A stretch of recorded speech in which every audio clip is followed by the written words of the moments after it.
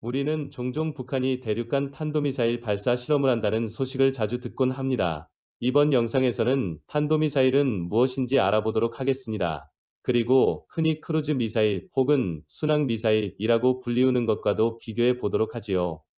우리 시청자 중에는 과거에 내가 원하는 대로 각도와 파워를 조절해서 상대방의 탱크를 맞추는 온라인 게임을 해보신 분들이 있으실 것입니다. 다양한 방식으로 상대방을 공격하는 방법이 있었고, 대표적인 것이 첫 번째로 바로 직격탄. 낮은 각도로 거의 직선으로 상대에게 포탄을 날리는 방법이 있었고요. 두 번째로 일명 고각샷.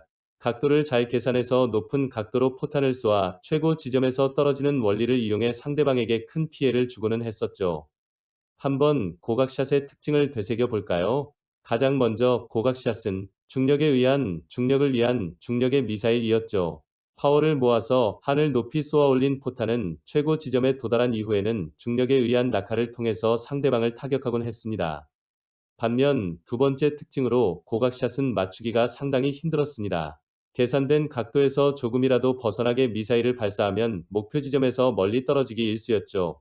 그렇다면 직격탄은 어땠나요? 미사일이 땅에 떨어지지 않고 직선으로 적에게까지 날아가기 위해서는 최대한의 파워로 쏴야 했습니다. 직격탄은 중력에 의한 타격이 아닌 중력을 이겨내며 추진력으로 끝까지 상대에게 날아가는 게 핵심이었죠. 직격탄의 또 다른 특징은 고각샷에 비해서 상대방을 맞추기 쉬웠습니다. 고각샷은 각도가 조금만 어긋나도 타겟에서 멀리 미사일이 떨어졌지만, 직격탄은 약간의 오차가 있어도 힘으로 적당히 원하는 곳까지 보내기 쉬웠죠. 여러분은 이미 탄도미사일과 크루즈미사일의 차이를 다 알게 되었습니다. 그것은 바로 고각샷은 탄도미사일, 직격탄은 크루즈미사일입니다. 우리가 어릴 적 체육 시간에 공을 멀리 던지기를 할 때 45도 각도로 포물선으로 던지던 것을 기억하나요? 탄도라는 단어는 미사일이 날아가며 그리는 포물선 궤적을 지칭하는 단어입니다.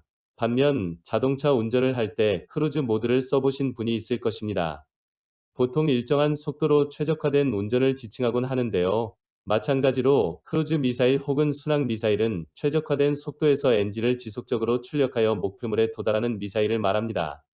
다시 한번 말해볼까요? 공 던지기에 비유하면 크루즈 미사일은 직구, 탄도 미사일은 멀리 던지기입니다. 자, 탄도 미사일의 원리입니다.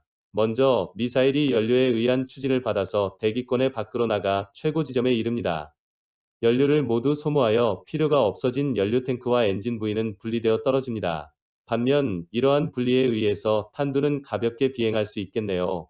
여기서 한 가지, 탄두와 탄도가 뭐냐 하시는 분들을 위하여, 탄두는 목표물에 명중시킬 내용물, 즉 핵폭탄 등을 말하며 포물선 궤적을 의미하는 탄도와는 차이가 있습니다. 연료 탱크가 분리된 후 탄두는 이제 계산된 좌표로 낙하하며 대기권을 재진입하게 되고 목표물에 떨어져서 타격하게 되겠네요. 우리는 원자력이 인간에게 유용한 에너지로도 쓰이고 인간을 위협하는 핵무기의 사용이 될 수도 있다고 지난 영상에서 배웠습니다. 궁금하신 분은 우측 상단의 링크를 따라가 보세요. 마찬가지로 탄도미사일에 사용되는 기술은 인간의 생명을 위협하지만 인간에게 유익한 인공위성 등에 사용될 수도 있습니다. 인공위성을 예로 들어볼까요? 연로에 의한 추진력을 통하여 우주 발사체를 대기권 밖으로 보냅니다. 이후 연료 탱크와 엔진은 분리되고 탄도에 실려있는 인공위성이 특정 궤도에 정착하게 됩니다. 지구 주위를 돌며 우리에게 필요한 정보들을 제공해 주는 역할을 하지요. 과학기술은 언제나 인간에게 이롭게 혹은 위태롭게 하는 이중성이 있다는 점 꼭 기억하세요. 다시 주제로 돌아와서 순항미사일, 즉 크루즈 미사일을 살펴보겠습니다. 대기권 밖으로 나갔다가 들어오는 탄도미사일과는 다르게 크루즈 미사일은 아주 낮은 고도에서 날아가 목표물을 타격합니다. 땅에 떨어지지 않고 목표물까지 정확하게 날아가기 위해서는 지속적인 연료에 의한 추진을 받아야겠네요. 탄도미사일은 추진이 끝난 후 중력에 의해 낙하하기 시작하면 궤적을 크게 바꾸기가 쉽지 않습니다. 하지만 순항 미사일은 엔진 출력이 계속 있기 때문에 출력의 방향을 중간중간 바꾸어 날아가는 경로의 수정이 가능합니다. 따라서 순항 미사일은 저고도에서 날아가다가 그림과 같이 지형지물을 만나면 피해서 돌아갈 수 있겠습니다. 그렇다면 과연 탄도 미사일과 순항 미사일 중 누가 더 무서울까요? 둘 다 무섭습니다. 크루즈 미사일의 무서운 점은 발견하기가 힘들다는 것입니다. 예를 들어 볼까요? 연두색으로 색칠된 부분은 왼쪽에 있는 탱크의 시야를 의미합니다. 왼쪽의 탱크의 입장에서는 가운데 파란 화살표로 표시된 지형에 의해서 실제 보이는 시야 범위는 다음과 같이 좁을 것입니다. 다시 말하면 적이 검은 부분에서 일어나는 일들은 실제로 잘 보이지 않는다는 말이겠지요. 오른쪽의 탱크가 직격탄을 쏘았습니다. 왼쪽의 탱크 입장에서는 미사일이 파란색 화살표 근처를 지나야 미사일이 오는구나 하고 알 수 있겠네요. 이렇게 크루즈 미사일은 낮게 날아오며 지형지물 때문에 미사일을 포착하고 대응하기가 매우 어렵습니다. 반면 탄도미사일은 낙하 속도가 너무 빨라 방어하기 힘든 부분이 있습니다. 우리가 야구공을 직구로 던지면 특정 속도로 날아가다 추진력이 떨어지면 점점 속도가 줄어듭니다. 하지만 하늘 높이 멀리 던지면 높이가 높아질수록 떨어질 때는 그 속도가 매우 빠르게 증가되지요. 예를 들어서 왼쪽의 탱크가 고각샷을 발사합니다. 오른쪽의 탱크 입장에서는 미사일이 파란 화살표를 지날 때 그 움직임을 알 수 있을 것입니다. 하지만 미사일이 워낙 빨리 떨어져서 대처하기도 전에 맞아버리게 되었네요.